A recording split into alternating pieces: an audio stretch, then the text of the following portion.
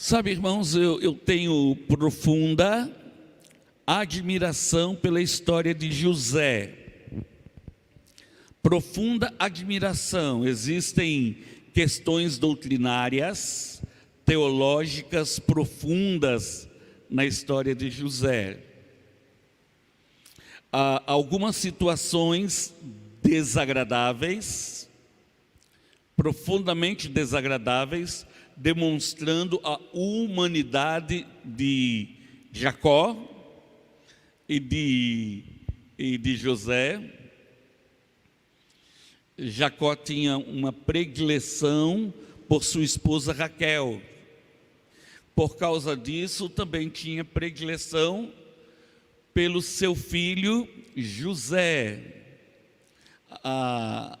Tanto a atitude de Jacó quanto a atitude de José eram atitudes equivocadas, pecaminosas. A atitude de José e de Raquel produziu inveja, produziu ciúmes no coração de José. E isso trouxe um relacionamento extremamente desagradável com seus irmãos, não é? A habilidade que José tinha com sonhos e interpretação de sonhos, em certa ocasião, insinuando que os seus sonhos representavam a superioridade dele sobre a vida de seus irmãos.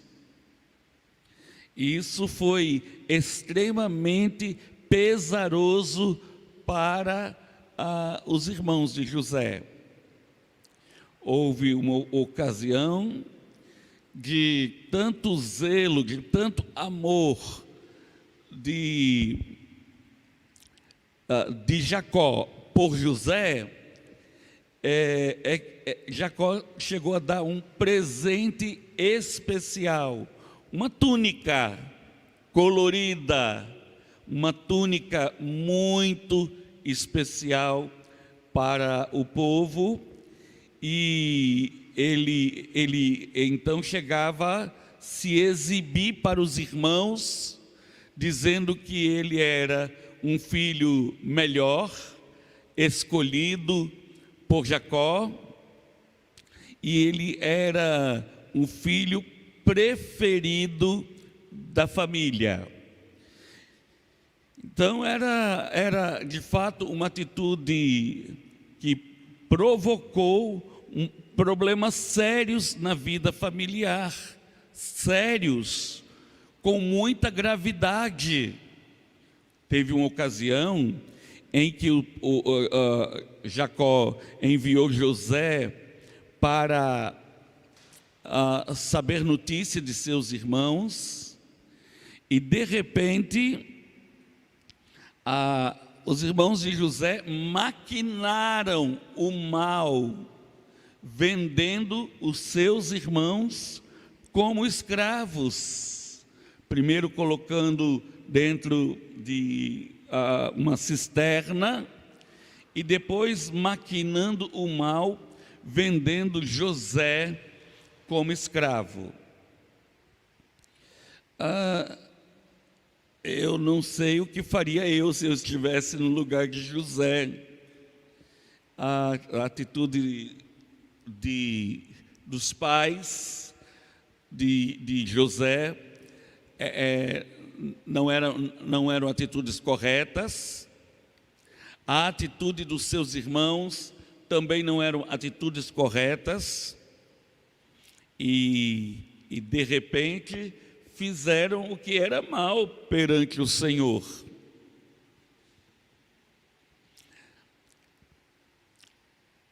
Na ocasião em que José foi preso ou levado como cativo, como escravo, para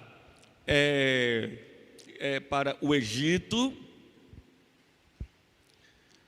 ele ele foi tremendamente abençoado por Deus. Escolhido para trabalhar na casa de Potifar, fez a casa de Potifar prosperar. E prosperando a casa de Potifar, ele se tornou administrador daquela casa. Olha só. E Deus o abençoou desta maneira. Depois de uma trama da sua esposa,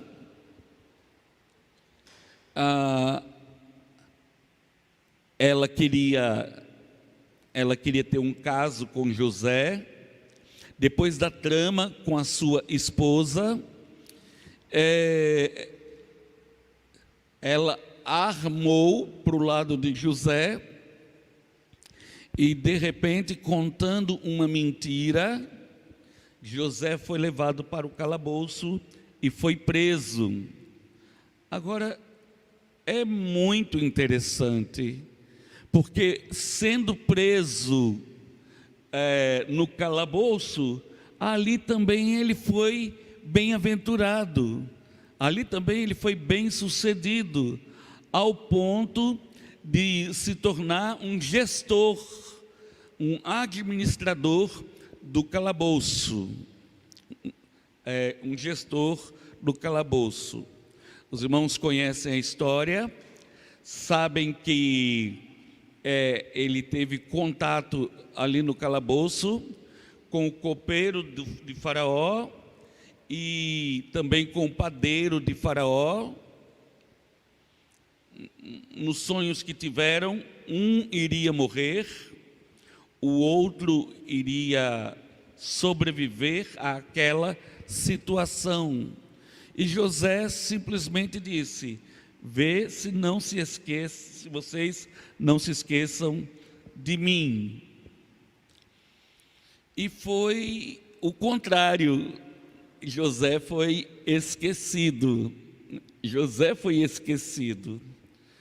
Tivemos a oportunidade, há 1 mês e meio atrás, de estudar a doutrina da providência de Deus. E nós chegamos à conclusão de que nem sempre compreendemos nem sempre compreendemos a providência de Deus. Nem sempre entendemos porque Deus age desta ou daquela maneira. Eu conversei com os irmãos, salvo engano, na semana passada, que na minha vida tem acontecido situações que eu não tenho compreensão, como aconteceu com a minha mãe, que faleceu com o câncer na coluna, como aconteceu com a tia Noêmia, no mês de setembro, faleceu também, e o que aconteceu há 2 semanas atrás, com a tia Julinha, que faleceu, situações complicadas na família de Niédia, com o pai, com a irmã, a Nádia. E, irmãos, algumas situações a gente consegue entender, outras não sabemos o porquê, não temos compreensão, nós não conseguimos entender o porquê das coisas. Continuando na história de José, o Faraó tem um sonho, duplo sonho na mentalidade dele, duplo sonho. José disse: olha, não são 2, mas apenas um sonho, apenas um significado para o mesmo sonho. E ele se limitou em interpretar o sonho, sem contar o que haveria de acontecer. Ele se limitou. E então, o questionado por Faraó, Faraó logo pensou: um homem capaz de interpretar esses sonhos seria igualmente capaz de apresentar uma solução. E então José apresentou solução, resposta para aquele sonho. Afinal de contas, o que Faraó deveria fazer naquela situação? E então José interpreta o sonho falando das 7 espigas gordas e das 7 espigas magras, depois também falando das 7 vacas gordas e das 7 vacas magras.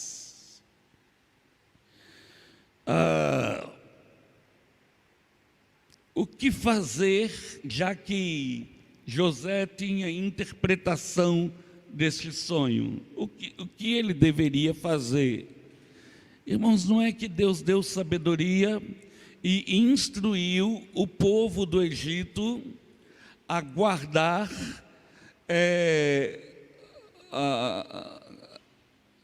alimentos com abundância por 7 anos, porque quando houvesse fome no Egito, eles teriam o que comer. Faraó não teve dúvidas, vendo um homem com um nível de sabedoria que se apresentava neste momento. Logo foi nomeado um nobre no Egito, um segundo na terra do Egito, um governador na terra do Egito, afirmando que no Egito não teria ninguém maior em autoridade que o próprio José. Do jeito que José havia pensado, foi o que aconteceu.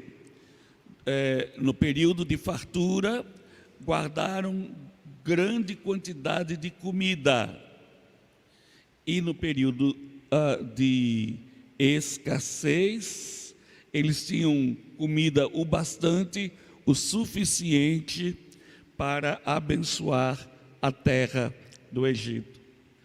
Foi nessa ocasião, irmãos, foi nessa ocasião que aconteceu algo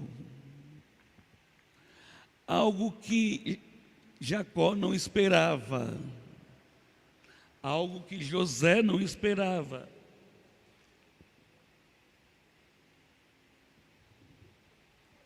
Algo que seus irmãos não esperavam.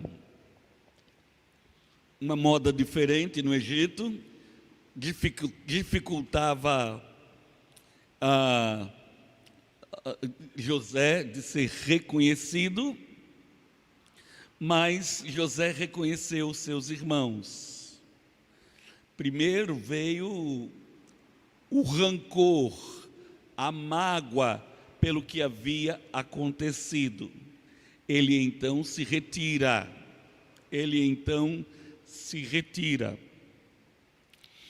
E um tempo depois, irmãos,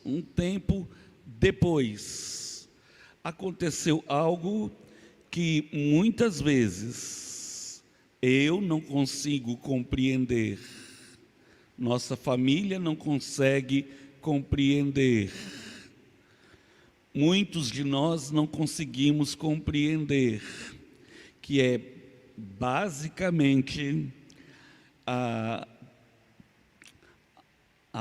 o Deus, a preservação de Deus de todas as coisas. Como nós estudamos a previdência de Deus, ou a providência de Deus. Se alguém acha que foi simples o que aconteceu com José, eu não acho não. Quando José fica mais calmo, ele então se dá a conhecer a seus irmãos e diz assim: eu sou o irmão de vocês, vive ainda o nosso pai? Como é que ele está de saúde? Vive ainda o nosso pai? Irmãos, eu não acho que era algo fácil de reconhecer, porque o questionamento feito por José acerca de seus irmãos, acerca de seu pai, de sua família, retratava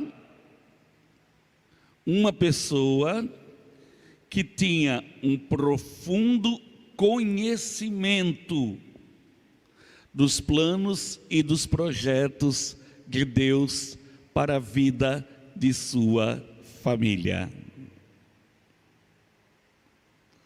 Quando José se dá a conhecer a seus irmãos, ele fica amedrontado. Pronto, José vai matar a gente, depois de tudo que nós fizemos com ele. E eles ficaram apavorados. E naquela situação, irmãos, José afirma: não foram vocês que me trouxeram para o Egito, foi Deus que me trouxe para o Egito, para preservar a nossa família, para preservar a nossa família. Não é algo fácil de compreender, não, irmãos, em absoluto. Não era algo fácil de compreender, não. José, ele entendeu que, na verdade, tudo o que havia acontecido com ele, absolutamente tudo, ser preso pelos irmãos, vendido aos egípcios, trabalhando na casa de Potifar, depois sendo preso em calabouço. Irmãos, tudo, absolutamente tudo que havia acontecido com José, havia um propósito eterno. Havia algo projetado, planejado por Deus. E olhe que não foi apenas para Jacó e sua família, foi também para a minha família e a sua família. Foi também para cada um de nós. Relacionado com a doutrina da providência, quando ele afirma: não foram vocês que me trouxeram para o Egito, e sim Deus é que nos trouxe para cá, para que a nossa geração fosse preservada. O que estava acontecendo é que José estava reconhecendo a promessa de Deus. José estava reconhecendo a promessa de Deus para Abraão e a sua posteridade. Como foi para Abraão, como foi para os patriarcas, Isaac, Jacó, como foi para José e a sua descendência, como foi para tantos na história de Israel, como foi para tantos na vida da igreja, como acontece para tantos, como na minha vida e na vida dos irmãos, nem sempre compreendemos o porquê das circunstâncias, nem sempre compreendemos o porquê das coisas. A história de José, irmãos, vem nos ensinar com muita clareza o governo e o controle que Deus exerce sobre todas as coisas e a compreensão que um crente pode ter se na presença de Deus ele entende o que Deus deseja para a vida dele. Quem vai entender o luto? Quem é que vai entender a enfermidade?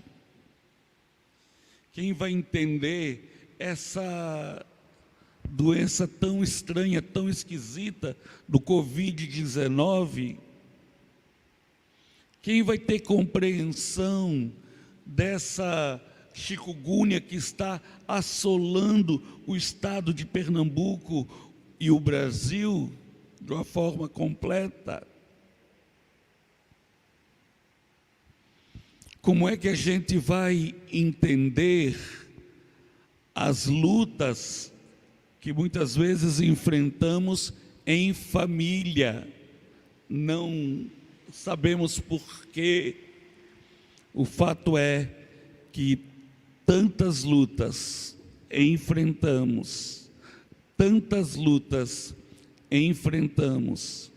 que, irmãos, somente alguém com uma consciência parecida com a que teve José, para que a gente entenda, não foram vocês que me trouxeram aqui, foi Deus que nos trouxe aqui, para que a vida fosse preservada, para que a nossa vida fosse preservada. Irmãos, nós estamos encerrando o nosso culto pela manhã e eu gostaria de desafiá-lo a repensar a vida